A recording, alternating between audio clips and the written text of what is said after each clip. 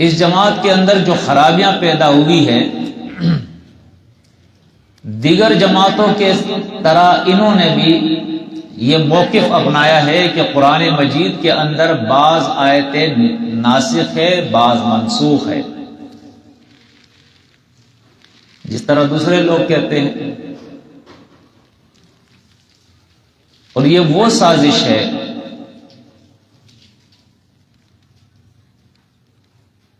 کہ جس کے ذریعے ہر آدمی اپنا کام نکال رہا ہے۔ قرآن کی کوئی بھی آیت اس کی مرضی، اس کے نظریے، اس کے عقیدے کے خلاف ہے، کہہ دیتے ہیں بھائی یہ آیت منسوخ ہے، یہ آیت متشابہ ہے۔ نہ وہ ناسخ منسوخ کو جانے اور نہ وہ متشابہات کو پہچانے، صرف یہ ان کے لیے ایک آلہ ہے، ایک ڈال ہے ان کے لیے، اس سے اپنے آپ کو بچاتے ہیں۔ جبکہ الحمدللہ ہماری جماعت کا موقف یہ ہے کہ قرآن مجید کے اندر 5 سے لے کر 500 آیتیں تک منسوخ ماننا تو چھوڑے، قرآن مجید کے اندر کوئی ایک آیت بھی منسوخ نہیں دکھا سکتا ہے اور نہ ہے منسوخ۔ ہاں کوئی عام آیت ہوگی، کوئی خاص آیت ہوگی، کسی کے اندر تفصیل ہوگا، کسی میں اجمال ہوگا، کسی کے اندر تخصیص ہوگی، کسی میں تخفیف ہوگی، لیکن قرآن مجید کے اندر کوئی منسوخ آیت نہیں ہے۔ یہ ہمارا دعویٰ ہے، اور آج تک کوئی بھی ہمیں نہیں دکھا سکا کہ قرآن میں یہ آیت منسوخ ہے۔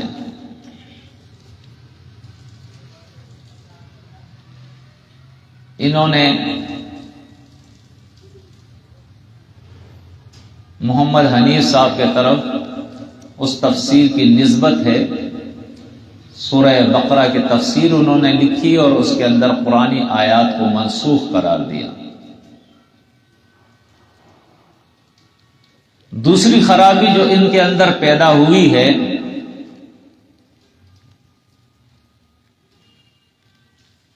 جو سب سے خطرناک خرابی ہے، وہ ہے اندھی تقلید، شخصیات کی تقلید، کہ جماعت نے جو کہہ دیا، امیر نے جو کہہ دیا، چاہے وہ قرآن سے ٹکرانے والی بات ہو، چاہے وہ کفر اور شرک کی بات ہو، وہ آپ کو ماننی پڑے گی۔ نہیں مانو گے تو مرتد قرار دیا جاؤ گے اور جماعت سے تمہیں خارج کر دیا جائے گا۔ جبکہ قرآن نے یہ تعلیم ہمیں نہیں دی ہے۔ قرآن ہمیں تعلیم دیتا ہے اللہ کی اطاعت، رسول کی اطاعت، امیر کی اطاعت، لیکن امیر کی اطاعت کو مشروط کر دیا قرآن نے، احادیث نے بھی مشروط کر دیا ہے۔ فَإِن تَنَازَعْتُمْ فِي شَيْءٍ فَرُدُّوهُ إِلَى اللَّهِ وَالرَّسُولِ، اگر کسی بات میں تمہارا تنازع پیدا ہو جائے تو اسے اللہ اور رسول کی طرف پلٹا۔ پھر امیر کی اطاعت نہیں کر سکتے آپ۔ امیر کو آپ قرآن اور سنت پہ دیکھو گے، اگر اس کی بات موافق ہے قرآن اور سنت کی تو ٹھیک، اگر قرآن اور سنت سے موافق نہیں ہے تو دیوار پر مار دو، امیر کی اطاعت پھر نہیں ہے۔ اس لیے کہ اللہ کے نبی صلی اللہ علیہ وسلم نے بھی فرمایا ہے، لا طاعت لمخلوق فی معصیت الخالق، مخلوق کی طاعت خالق کی معصیت میں نہیں ہے۔ جب وہ آپ اللہ کی نافرمانی آپ سے کرائے، قرآن کے خلاف آپ کو عقیدہ دے، تو پھر آپ امیر کی اطاعت نہیں کرو گے۔ ایک بہت بڑی خرابی ان کے اندر پیدا ہو گئی ہے کہ جی امیر نے جو کہہ دیا وہ آپ کو ماننا پڑے گا۔ الحمدللہ ہماری جماعت اس معاملے کے اندر بھی امیر کو انسان سمجھتی ہے، اور جب امیر سے غلطی ہو جائے تو اس کو اصلاح کے لیے کہتی ہے یہ جماعت۔ اگر وہ اصلاح نہیں کرتا تو وہ امارت کے قابل نہیں ہے۔ پھر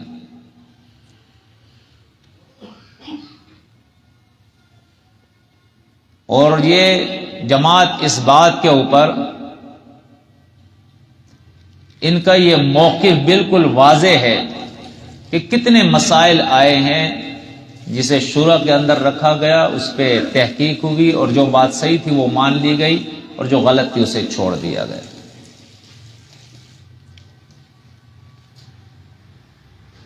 اس میں اس بات کی کوئی پرواہ نہیں کی گئی کہ کوئی ہمیں خارجی کہے گا، کوئی معتزلی کہے گا، کوئی منکر حدیث کہے گا، کوئی مرتد کہے گا، جس کو جو کہنا ہے وہ کہے۔ ہمیں تو اللہ کی بات ماننی ہے، صحیح بات ماننی ہے بس۔ اس جماعت کے اندر تیسری خرابی جو آئی ہے وہ ہے عقیدے کی خرابی، اور اس کے کئی اقسام ہے جو میں آپ کے سامنے ابھی ذکر کروں گا۔ ایک یہ خرابی ان کے اندر آئی ہے کہ قرآن مجید کے اندر کچھ آیتیں ہیں آدم علیہ السلام سے متعلق، جب اللہ نے اسے پیدا فرمایا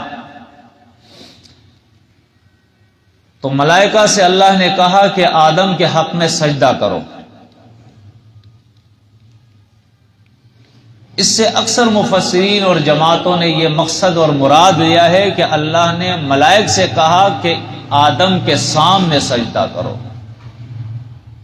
اور تمام ملائک نے آدم کے سامنے سجدہ کیا۔ تمام جنات نے آدم علیہ السلام کے سامنے سجدہ کیا سوائے ابلیس کے۔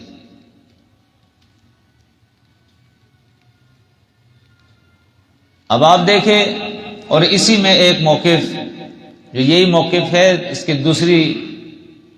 دوسرا حصہ اس کا جو ہے وہ یوسف علیہ السلام سے متعلق ہے کہ ان کے بھائیوں نے اور ماں باپ نے یوسف علیہ السلام کے سامنے سجدہ کیا۔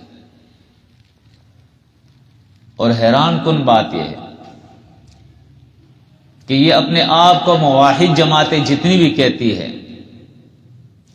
جو اپنے آپ کو اہل توحید کہتے ہیں، ان سے آپ پوچھیں سجدہ اللہ کے علاوہ کسی کے لیے جائز ہے؟ کہتے ہیں نہیں، یہ شرک ہے، جائز نہیں ہے۔ تو پھر اللہ رب العزت نے شرک کا حکم کیسے دیا؟ لا یرضی لعبادہ الکفر، اللہ فرماتا ہے میں اپنے بندوں کے لیے کفر پسند ہی نہیں کرتا ہوں۔ پھر شرک کا اس نے کیسے حکم دے دیا، جبکہ اس کی پوری کتاب یہ کہہ رہی ہے سبحانہ وتعالی عما یشرکون، وہ شریکوں سے پاک ہے، بلند ہے، وہ اس کا کوئی شریک نہیں، لا شریک لہ۔ کچھ لوگوں نے کہا یہ سجدہ تعظیمی تھا۔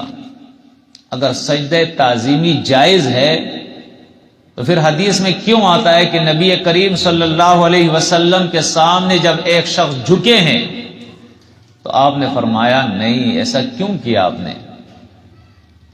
کہا اللہ کے نبی میں نے قوم کو دیکھا کہ وہ اپنے سردار کے سامنے جھکتے ہیں، تو آپ تو زیادہ لائق ہے۔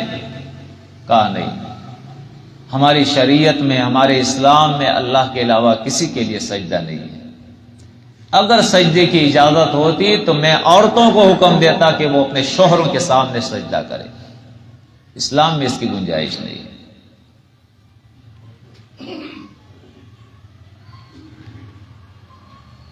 اور یہ ایک فقہی مسئلہ ہے کہ عبادت اللہ کے علاوہ کفر ہے اور سجدہ عبادت ہے، اس پہ اتفاق ہے۔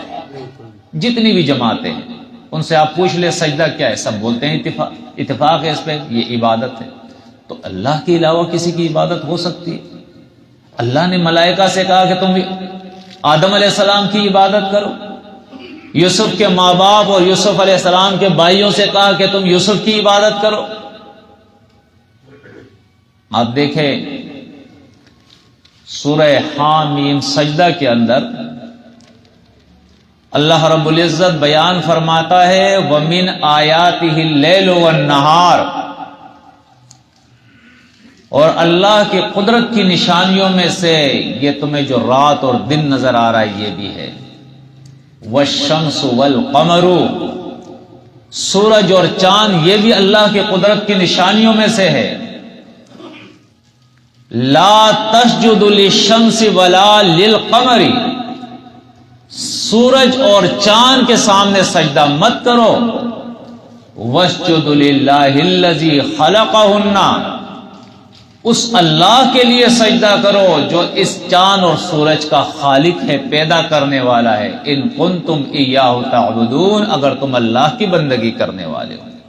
دیکھیں قرآن بھی بتا رہا ہے کہ سجدہ کیا ہے، عبادت ہے۔ امت کا بھی اتفاق ہے کہ سجدہ عبادت ہے۔ قرآن گواہی دے رہا ہے۔ سورۃ النحل دیکھیں آیت نمبر 49 کے اندر اللہ بیان فرماتا ہے،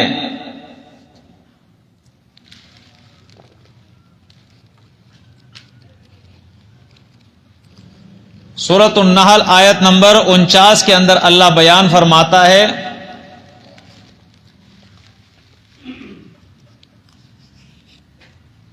وَلِلَّهِ يَسْجُدُ مَا فِي السَّمَاوَاتِ وَمَا فِي الْأَرْضِ مِن دَابَّةٍ وَالْمَلَائِكَةُ وَهُمْ لَا يَسْتَكْبِرُونَ،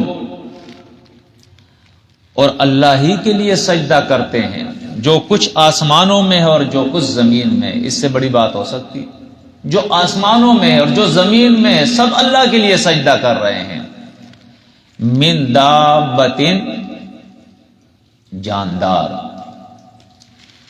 والملائکۃ، اور اللہ فرماتا ہے ملائک بھی اللہ ہی کے لیے سجدہ کر رہے ہیں، وہم لا یستکبرون، وہ تکبر نہیں کرتے ہیں۔ یہ قرآن مجید سے یہ بات ثابت ہو گئی کہ آسمان والے اللہ کے سامنے سجدہ کرتے ہیں، زمین والے اللہ کے سامنے سجدہ کرتے ہیں، سورج اور چاند اللہ کے سامنے سجدہ کر رہے ہیں، شجر و حجر اللہ کے سامنے سجدہ کر رہے ہیں، یہ سائے اللہ کے سامنے سجدہ کر رہے ہیں۔ اور اگر آپ سورۃ الحج کے اندر دیکھیں تو وہاں مزید آپ کو اس کی تفصیل جو ہے وہ مل جائے گی۔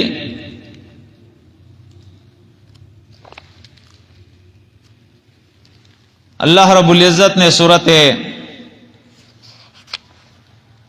النحل کے اندر جو ہے تفصیل کے ساتھ بتایا ہے، سورۃ الحج کے اندر آیت نمبر 18 کے اندر، الم تر ان اللہ یسجد لہ من فی السماوات ومن فی الارض، کیا نہیں دیکھتے آپ کہ جو کچھ آسمانوں میں اور زمین میں ہے وہ اللہ کے لیے سجدہ کر رہے ہیں۔ والشمس والقمر، سورج اور چاند بھی اللہ کے لیے سجدہ کر رہے ہیں، والنجوم، ستارے بھی اللہ کے سامنے سجدہ کر رہے ہیں، والجبال، پہاڑ بھی اللہ کے سامنے سجدہ کر رہے ہیں، والشجر، یہ درخت بھی اللہ کے سامنے سجدہ کر رہے ہیں، والدواب، اور فرمایا زندہ سر یعنی جاندار وہ اللہ کے سامنے سجدہ کر رہے ہیں، وَكَثِيرٌ مِّنَ النَّاسِ، اور کثرت سے لوگ اللہ کے سامنے سجدہ کرتے ہیں۔ تو قرآن مجید اس مسئلے کو بڑی تفصیل کے ساتھ بیان کر رہا ہے۔ اب آپ بولے کہ قرآن مجید میں جو آیت آتی ہے اللہ فرماتا ہے وَإِذْ قُلْنَا لِلْمَلَائِكَةِ اسْجُدُوا لِآدَمَ، اس کا کیا معنی ہوگا؟ تو یہ تو کتاب تدبر ہے، اس کتاب کے اندر آپ غور و فکر کریں، تدبر کریں، اور جو اصول آپ کو یہ قرآن خود بتا رہا ہے اس اصول پہ عمل کریں آپ۔ افلا یتدبرون القرآن ولو کان من عند غیر اللہ لوجدوا فی اختلافا کثیرا، اللہ بیان فرماتا ہے کیا یہ لوگ غور و فکر نہیں کرتے ہیں کہ یہ اللہ کی کتاب ہے، اس لیے یہ اس کی نشانی ہے کہ یہ کتاب اختلاف سے پاک ہے۔ ایسا نہیں ہو سکتا ہے کہ اس کتاب کی ایک آیت دوسری آیت سے ٹکرا جائے، اس میں اختلاف ہو۔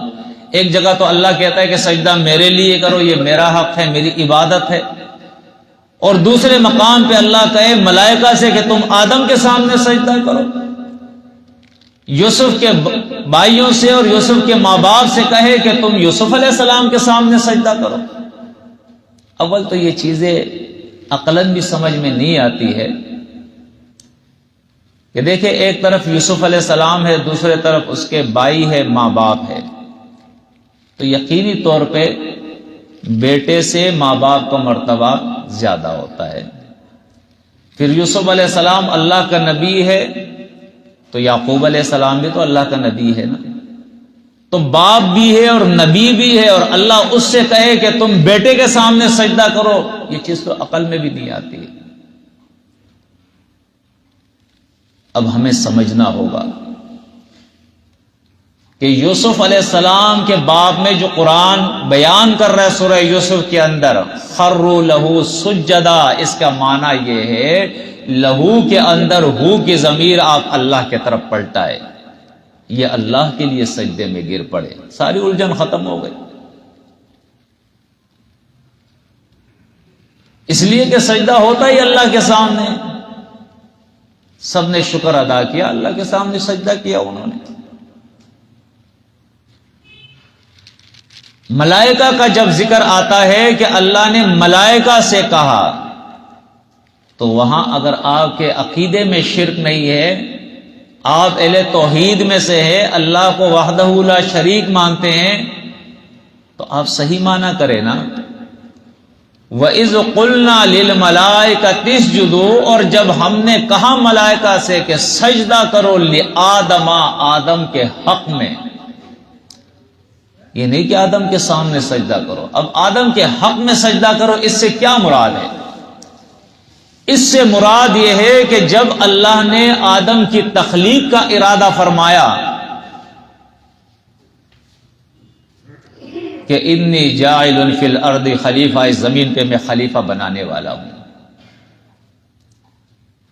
تو ملائکہ نے کہا کہ اے اللہ ہم تیری عبادت کے لیے کافی ہے، انسان کو خلیفہ بنانے کی کیا ضرورت ہے؟ اللہ نے کہا کہ میں جانتا ہوں تم نہیں جانتے ہو۔ جب آدم علیہ السلام کی تخلیق ہو گئی، اللہ فرماتا ہے فَإِذَا سَوَّيْتُهُ وَنَفَخْتُ فِيهِ مِن رُّوحِي فَقَعُوا لَهُ سَاجِدِينَ،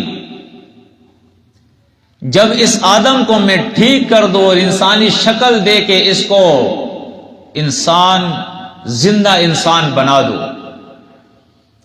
فَقَعُوا لَهُ سَاجِدِينَ، تو ہو جانا اس کے حق میں تم سجدہ کرنے والے۔ فَسَجَدَتِ الْمَلَائِكَةُ كُلُّهُمْ، اللہ فرماتا ہے جتنے بھی ملائک تھے اس سب کے سب انہوں نے سجدہ کیا۔ اب سجدہ کیا سے مراد کیا ہے؟ یعنی اللہ کا یہ حکم مانا۔ یہاں سجدے سے مراد سجدہ انقیادی ہے، یعنی اللہ کی فرما برداری کرنا، اللہ کا حکم ماننا۔ سب نے اللہ کا حکم مان لیا الا ابلیس، اللہ فرماتا ہے سوائے ابلیس کے، ابا اس نے انکار کیا۔ دیکھیں قرآن خود بتا رہا ہے، ابا اس نے انکار کیا۔ اب جب اس نے انکار کیا تو اللہ نے اس سے سوال کیا، سورۃ اعراف کے اندر آتا ہے کہ ما منع کا، اے ابلیس تجھے کس چیز نے منع کیا؟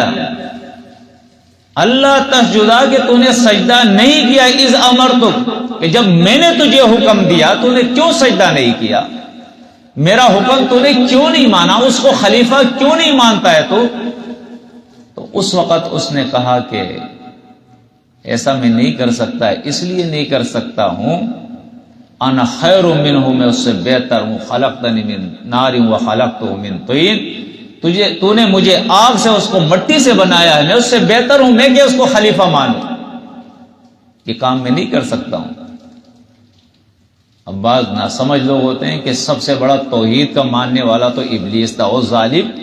سب سے بڑے توحید کے ماننے والے انبیاء ہیں، توحید کے ماننے والے ملائک ہیں، توحید کے ماننے والے صالحین ہیں، توحید کے ماننے والے متقین ہیں، توحید کے ماننے والے شہداء ہیں، صدیقین ہیں، ابلیس کمبخت تو مشرک تھا، اس نے اپنے نفس کو اللہ کے ساتھ شریک ٹھہرایا تھا، اللہ کا حکم اس نے نہیں مانا تھا، وہ کیسے اہل توحید ہو گیا؟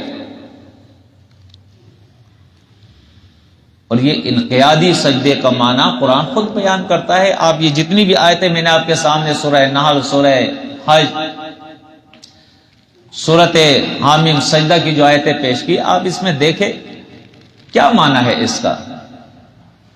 سورج سجدہ کر رہا ہے، چاند سجدہ کر رہا ہے، پہاڑ سجدہ کر رہے، ستارے سجدہ کر رہے ہیں، درخت سجدہ کر رہے ہیں۔ آپ نے کسی پہاڑ کو دیکھا ہے کہ وہ اپنا ماتھا جو ہے زمین پہ لگاتا ہے؟ یہ سارا انقیادی سجدہ ہوتا ہے۔ پہاڑ اللہ کا حکم مان رہے ہیں، سورج مان رہا ہے، ستارے مان رہے ہیں، شجر اور حجر مان رہے ہیں، ہر چیز اللہ کا حکم مان رہے ہیں، یہ پورا نظام اس کے حکم کے مطابق چل رہا ہے۔ ہاں، اصطلاحی سجدے کا ہم انکار نہیں کرتے، جو 7 اندام کے ساتھ زمین پر ہم رکھتے ہیں اپنے 7 اندام سجدہ کرتے ہیں، شریعت کے اندر یہ بھی ہے، قرآن سے یہ بھی ثابت ہے۔ لیکن وہاں جو سجدہ جس کا ذکر ہو رہا ہے وہ سجدہ انقیادی ہے۔ الف لام میم سجدہ کے اندر اللہ نے مومن کی صفت بیان کی ہے، انما یؤمن بآیاتنا الذین اذا ذکروا بها خروا سجدا۔ بے شک میری آیات پر اللہ فرماتا ہے وہ لوگ ایمان لاتے ہیں جب انہیں اللہ کی آیات سے نصیحت کی جاتی ہے، سمجھایا جاتا ہے، فوراً وہ سجدے میں گر پڑتے ہیں۔ خرو، اب سجدے سے کیا مراد ہے؟ کسی کے سامنے تم آیت پڑھو قرآن کے تو وہ سجدے میں جائے گا؟ سجدے سے مراد یہ ہے کہ اس کو مان لے گا، وہ جب مومن ہوگا تو وہ مان لے گا، انکار نہیں کرے گا۔ وَمَنْ أَظْلَمُ مِمَّنْ ذُكِّرَ بِآيَاتِ رَبِّهِ فَأَعْرَضَ عَنْهَا، اور وہ بڑا ظالم ہے جس کو اس کے رب کی آیات سے نصیحت کیا جائے تو وہ منہ پھیر لیتا ہے، یعنی نہیں مانتا ہے، وہ احراز کرتا ہے۔ وہ دیکھیں، یہ آسان سا مسئلہ تھا لیکن اس کو پیچیدہ بنا دیا گیا، اور ان کو اس بات کی پرواہ نہیں کہ ان کی آخرت تباہ ہو رہی ہے، اس لیے کہ قرآن نے 18 انبیاء کا ذکر کیا سورہ انعام کے اندر، اور سورۃ الزمر کے اندر نبی کریم صلی اللہ علیہ وسلم سے خطاب کیا اور فرمایا وَلَوْ أَشْرَكُوا لَحَبِطَ عَنْهُمْ مَا كَانُوا يَعْمَلُونَ لَئِنْ أَشْرَكْتَ لَيَحْبَطَنَّ عَمَلُكَ۔ اگر یہ 18 پیغمبر بھی اللہ کے ساتھ شرک کرتے ان کے اعمال برباد ہو جاتے۔ نبی آپ بھی شرک کرو گے تو اعمال برباد ہو جائیں گے۔ اب آپ نے جماعت بنائی ہے، آپ اکثریت بنا رہے ہو، عقیدے میں آپ کا شرک ہے، ٹھکانہ آپ کا جہنم ہے، اعمال آپ کے برباد ہے، کیا ضرورت پڑی ہے آپ کو اتنی کوشش کرنے کی؟ اگر آپ ضدی ہے، ہٹ درم ہے، اگر آپ کو اتنا بھی پتہ نہیں کہ سجدہ کس کا حق ہے، سجدہ ہوتا کیا ہے، کیا ضرورت ہے آپ کو ایک جماعت بنانے کی؟